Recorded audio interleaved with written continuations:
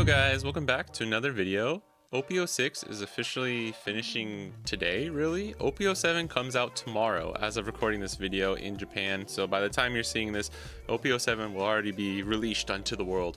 And I wanted to make one last OP06 tier list video. I made one previously for the OP06 6.5 meta, which was up until the Stardeck 13 decks had been released, just a little bit after that.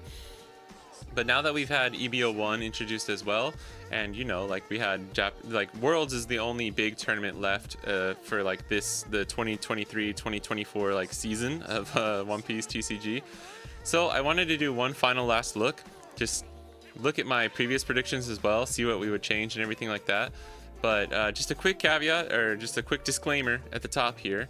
Again, these are just my opinions. I do try and mix everything with like looking at the facts, looking at the toppings and the winnings and stuff, but I'm only human, and a tier list wouldn't be a tier list without just a little bit of spice, you know? That's just the way it goes, baby. But please, if you want to, you know, roast me, that's fine, but keep it classy in the comments. I don't want any kind of like bad kind of shit going on, so just please take everything I say with a grain of salt. That's all I'm trying to say. With that out of the way, let's just jump into it and let's get started. All right, so the first thing I want to do is quickly go over all the tiers, and then we'll take a look at the previous tier list, and then we'll go from there, right? So tier 1 is ultra competitive. This is extremely consistent decks that are also just extremely powerful. These are the decks that you're going to see at every regional and be probably the top picks for nationals and stuff like that. Tier 1.5 is competitive. These are extremely powerful decks, but maybe not as consistent. So it's a little bit less safe to take these decks, but any of these decks could win a nationals. They do win regionals. Tier 2, semi-competitive. This is just like a half step down. These are decks that are still really good, just a little bit even less consistent, and maybe get like manipulated easily by the meta. So if like one thing changes, like it doesn't have like the staying power that a lot of these tier 1.5 decks have. And then tier 3 is competitive outliers. These decks are like undeniably strong, but just really not consistent, lacking the same power, and again are easily affected by the meta, in my opinion. Like small meta changes even. These are the cards that we're working with. These are all the cards that I had in my previous tier list, as you can see here up at the top, and including the EBO1 new 3 leaders, because I just want to discuss them so they get put into this. These are the EBO1 OP07 bangers. This was essentially my could see future play list that I had here, but I'm gonna do this right off the bat. Betty's out, and Red Purple Uta's out. I'm gonna put these in off meta. These were, before I said non-meta viable, any of these decks, right, with the right person could win. Like, I don't know about a regionals, but like you could win some locals and stuff like that. Maybe non-meta viable isn't the best way to put it, but off meta I think is the best way to put it. This hurts less if one of your favorite decks or one of your pet decks isn't here. But trust me, like I love Kinemon, I love Odin, I love a lot of these decks. I really like Red Black Garp is one of my favorite leaders. Yeah, Green Purple Dofi. Really, he could be at the top here. Green Purple Dofi, and there's some outliers, right? There's a few decks in here where like on the right day with the right argument you could put them up into a higher tier. Like even Iceberg, dude. Iceberg gets some crazy support from EBO1. It's just hard. It's hard to pin. It's hard to place them, right? But Blue Dofi, Purple Yellow Croc, and Mono Green Kid are undeniably going to be like possibly really good. I know Blue Dofi is. Blue Dofi is definitely going to be really good from OP07. But I don't want to dwell too long on just like the namings and placing of these things. I apologize if one of your favorite decks is in a list that you don't agree with, but that's just how it goes with the tier list, right? So let's take a look at the previous tier list here. This was, like I said, 6.5. So Stardeck 13 had just kind of come out. I think it had been like maybe 2 weeks or something like that. And before, I got so many comments. I mean, not so many, but a few people commented like, how are you putting Uta in tier 3? She just won Japanese nationals. It's like, this is before EBO1. So please keep that in mind. If you asked me to remake this tier list today, she would be tier 3 again. Like, I'm not changing my mind on that. But Katakuri was up at the top just because he had won the second preliminary regionals in Japan, the one that decided all the players that would be going to nationals. And since like the actual toppings and winnings from the major tournaments is a pretty big factor into what I'm placing here. I think he just had a slight edge over Sakazuki at the time, right? So please keep that in mind. This is what it was. These are the decks that I don't consider really viable. Now, let's start with the actual tier list for this time. And I'm going to just start with the first two tiers here, and then we'll just kind of base everything off around that. So I'm just going to start throwing the leaders up here. And I'll explain as I go, but I'll explain once I, like, you know, get things kind of set up here. All right. So at the very, very top, we're going to do this, right? Let me just throw these in here. I want you guys to see what I consider, because, like, to me, 1 and 1.5 are like, the margins are so slim that it's really almost like it's the same tier list. I just consider tier 1 to be like a little more consistent, and they just data wise they have more toppings and more, like, you know, big wins. So ironically though, the 1.5 do have some of the it's interesting because you could make an argument the 1.5 leaders actually have more wins, more of the regional wins and nationals with Uta than the top leaders, except for Katakuri. So yeah, I think that's pretty interesting actually. Where is he? There's one more. Where is he? There he is. All right, so now that we have all these leaders on here, I know I'm sorry if you hate if people do it this way, but I think this is just a good way to do this right now. So these are what I consider the top 9 leaders. So if you saw before, I had 7 at the very top. So in my opinion, like, after EBO1, the meta got even more diverse, which is awesome, but there still are some things that are just not changeable, like who is really, really, really strong. I do think Enel got a lot stronger from EBO1, and Moria started off extremely strong, potential best deck in format, but I think people learned how to play around him, and once that factor is solved, you, like, automatically go down a little bit. And then I think people just saw that Sakazuki really still is just the most consistent, the best. Like, I said this in my previous video, I still don't think there's really a best deck in format in OP06. If you really put a gun to my head and forced me to choose, I would probably pick Sakazuki, just because with Moria and then Brook from EBO1, he's really, really good.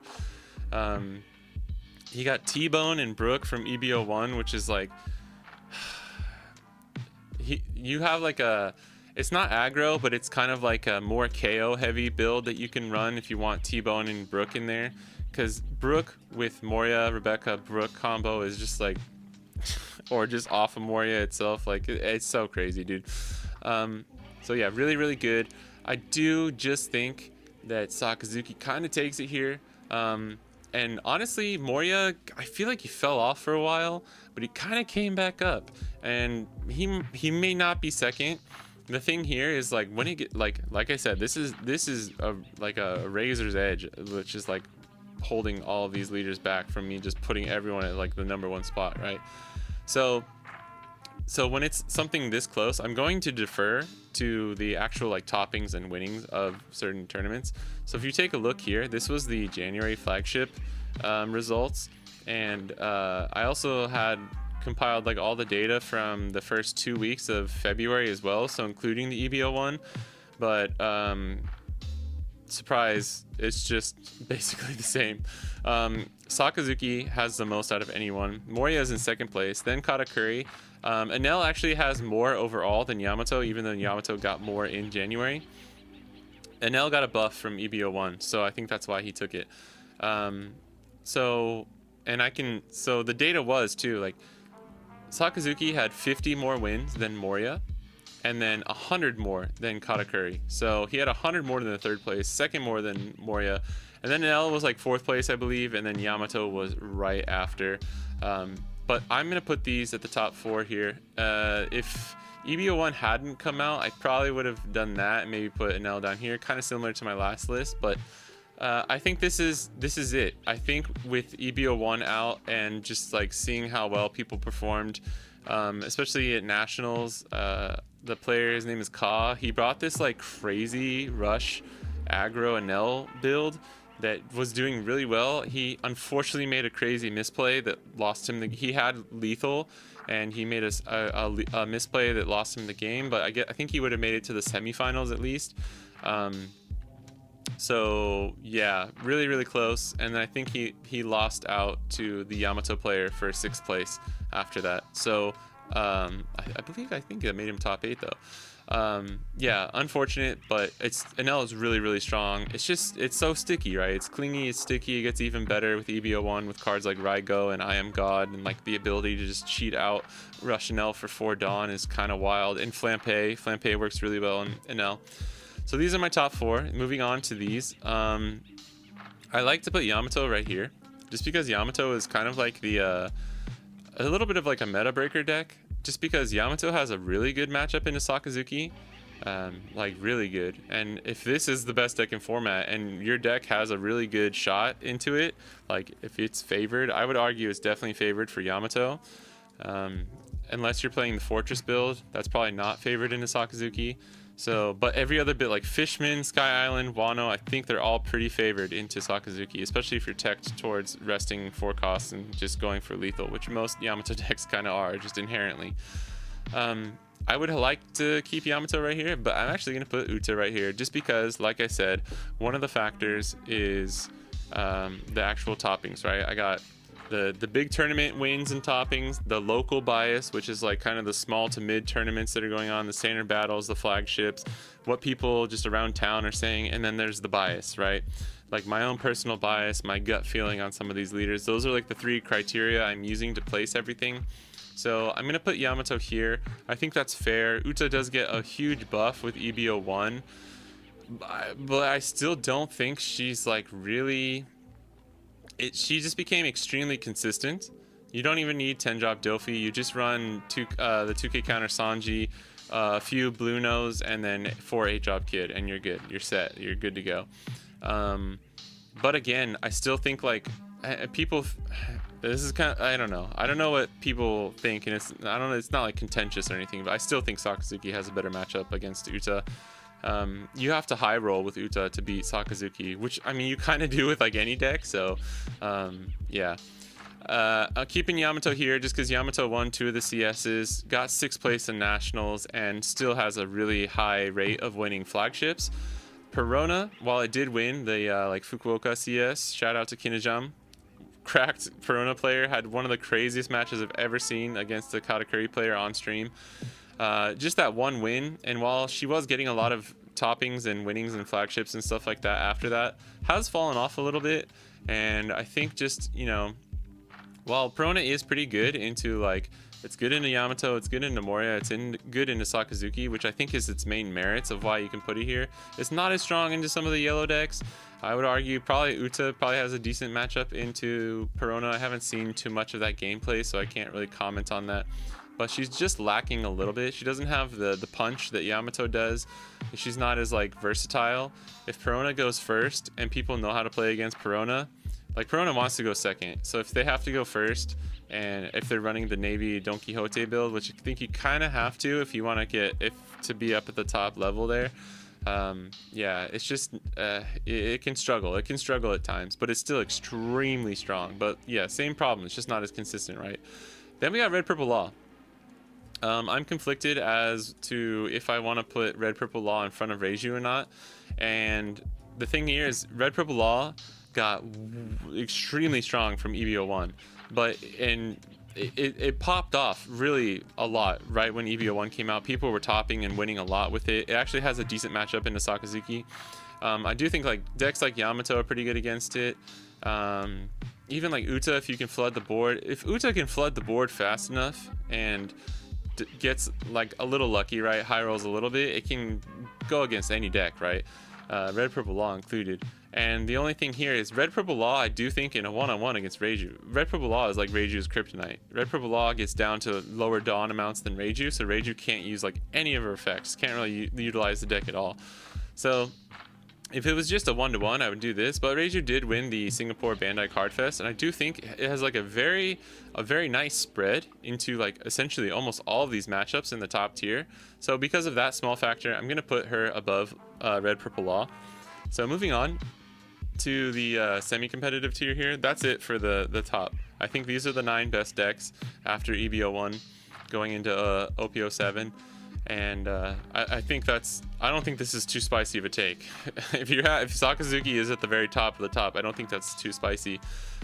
Moria is the only one I'm really not 100% sold on, but like I said, I am deferring to the fact that he did just do so well throughout OPO6 and kind of had a little bit of a renaissance there at the end of OPO6. People were playing him a lot again for like flagships and stuff, because I think Sakazuki became top dog again. Then a lot of people were playing Yamato, but Moria slaps Yamato. So it's just this cycle of the meta changes, like the small meta changes, right?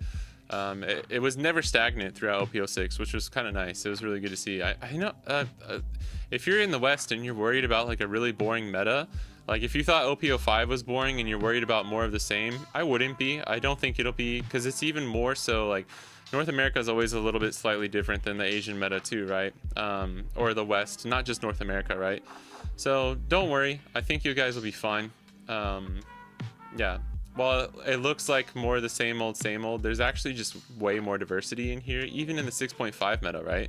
I had 7 decks that I considered like extremely top tier. Any one of these decks could win a regionals, essentially have, or a national. So just keep that in mind, right?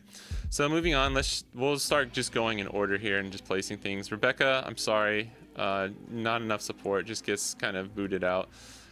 Red Yellow Sabo, I think after EBO1 has been topping some winning some flagships and stuff like that. I'm kind of conflicted. I'm gonna put him in tier 2 for now. Oyaji, Whitebeard, I'm gonna put, this is hard. He's kind of the same, where like, you know, he got to the finals of one of the CSs. I think it was a Tokyo CS earlier on, but that was just regular OPO6 meta.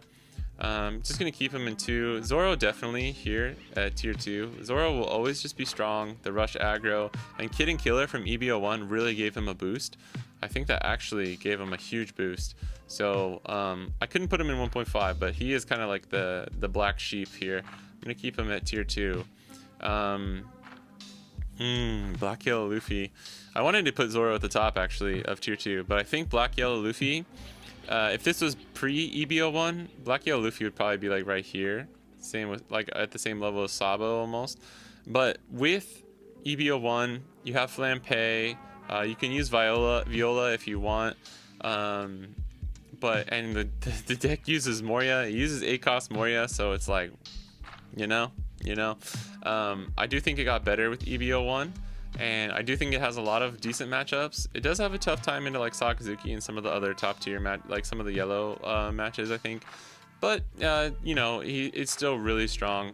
Once people learned how to play against Luffy, he dropped off a bit. But with the support from EBO1, I think now it's like there's a learning curve. If you know the learning curve, your odds of beating the deck go up. But it's not even a learning curve. It's like you need the practice against the deck. This deck is really weird. It's like it's really specific, and I haven't really seen a deck like it before or since. It's just really interesting. Black Yellow Luffy is cool, like as far as like how the matchups end up being. Next we got Red Green Odin, and I think he's the best out of the EBO1 leaders. He has won a few, you know, he's won some locals, and I believe he won 1 or 2 flagships. I would consider actually putting him in off meta, but I think he's strong. I think he's really, really strong against a lot of these top tier decks. Just has a terrible matchup into like Black and Sakazuki. So yeah, and the only thing here is Bonnie kind of just destroys Odin, so this would probably he might fall off even more in OPO7, but we're not there yet. So for now, Odin, I love this deck too. This leader is so much fun. I've been playing him at locals around every now and then, and just playing with friends and stuff. It's when this deck high rolls, it's amazing. It's really, really good. It's kind of how like Black Yellow Luffy was when it first came out. So if he gets some more proper support, unfortunately there's only like the 1 green Otama searcher that's coming out. And it can only search green cards, green Wano cards, so I don't even know if that'll be good. Ploofy, I'm gonna put Ploofy here for now. He might go down, but Red Purple Luffy, I'm sorry, I think I just have to put here. It's always gonna be a strong deck because it's a 6K leader. Somebody might need to just cook with it and see if it'll be strong. This could be strong in OPO 7. I'm not really sure. Like Ploofy got Mina Chihuahua from EBO 1, which I think is really strong in the deck, because before you were safe knowing that 9-drop Kaido was the only rush that you were probably going to see, and Frenosuke. But Frenosuke was like, it was hard to meet the condition, and it was only a 4k, like base 4k power. Mina Chihuahua is 5k, and I just think is slightly better, so that gives it a little bit of an edge. We'll leave him here for now. Red Green Law is definitely getting a lot of support from OPO 7 and some from EBO 1. So we'll have to let the Red Green Law players cook, but I think he could be really good. He could even be like, I don't know how high, but he could probably jump into like tier 2 pretty easily. The leader effect is always busted. Nami, I think, just goes at the end of tier 3. It's always going to be competitive. It's always going to sneak in the middle of a meta and like the middle of a format and just steal wins. It always does. It always does. And it's really, I love Nami. I love this deck. I know some people hate it, but I think it's good to have a deck like this. It's kind of like Yamato, where it's a little bit of a meta breaker. Not a really meta breaker, but just like, you know, it's a wild card deck, which I really like. Ace, I had, I think, in tier 3 before. This is Red Ace. I love Red Ace. Red Ace is one of my like top 3 favorite decks. I love Ace. So I'm extremely biased. Like Yamato, Nami, and Ace are the 3 decks that, and Odin, I'm really biased. I'm gonna put him at the very tail end here of potentially like OPO 7 bangers, just because he does get 2 new cards. The Masked Deuce, and sorry, I think her name's Moda. I forgot, the Milk Girl, right? Masked Deuce is really good. It's essentially like another Ace and Event Searcher. And the other one is a 2k counter and has a decent effect. I think give a +1 or 2k to a Porcus D Ace. This one, just because I think green might become the new best color in OPO 7, I think red will have a shot of coming back. So I'm just going to put him there. That's just an extremely biased one here. So if you don't agree with that, that's fair. Blue Yellow Ace did get some support with Viola and Flampe if you want to use it from EBO 1. And I want to put him here. I really do. I want to put him here. I don't think I can. I can only be biased towards like one ace at a time, right? Kairos, I just don't think is that strong. Hannibal has some of the craziest ramp out of any deck ever, and it's still not that good. So yeah, I think taking the cards that you're playing and putting them back down, but then having the cards that you do want to stay on board like pretty easy to remove. I think just in the current meta, like in this meta of like removal is king, I just think it hurts the deck too much. It's kind of like why Red Green Odin can't be any higher as well. I'm throwing Purple Luffy a bone here. I'm throwing him a bone just because I've been proven wrong throughout OPO 5 and you know, from like Latin American Oceania players. Nah, I think I can't. I'm sorry I'm making this decision like this, but it's non-existent in OPO 6. And I'm not exaggerating when I say that. Purple Luffy is literally non-existent in OPO 6, at least in the East, right? So yeah, someone would need to prove me wrong on this one. But yeah, I'm sorry. If I had a 4th tier, he would be the first one in the 4th tier. But I'll keep him here. I'll even put him above Blue Yellow Ace, because I know there's probably some Luffy lovers out there. Apologies for that.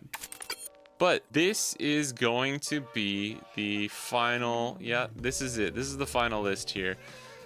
This is the end of OPO 6. So the next tier list I make is going to be something for OPO 7. I don't like doing the full tier list without like having at least just some of the knowledge and like some of the play testing. So give me a couple weeks of being in the OPO 7 format, and I might do like a first impressions tier list of what I think the OPO 7 leaders and where they are, where they go. But that's going to be it for this one. Understandably, I know some of you guys probably don't agree with some of these choices. If you don't, let me know down in the comments, but please keep it classy. I don't want this to get like, you know, heated or anything. But yeah, it's a tier list. It's supposed to be a little bit spicy. These are my opinions. Let me know if you don't agree, but if you don't agree, like if you can give me a reason as to why you think it should be in a different spot, I'll respect that comment a lot more, and like maybe we can talk about it, right? But yeah, just for now, as always, thank you guys for watching, and I'll catch you in the next one. Peace.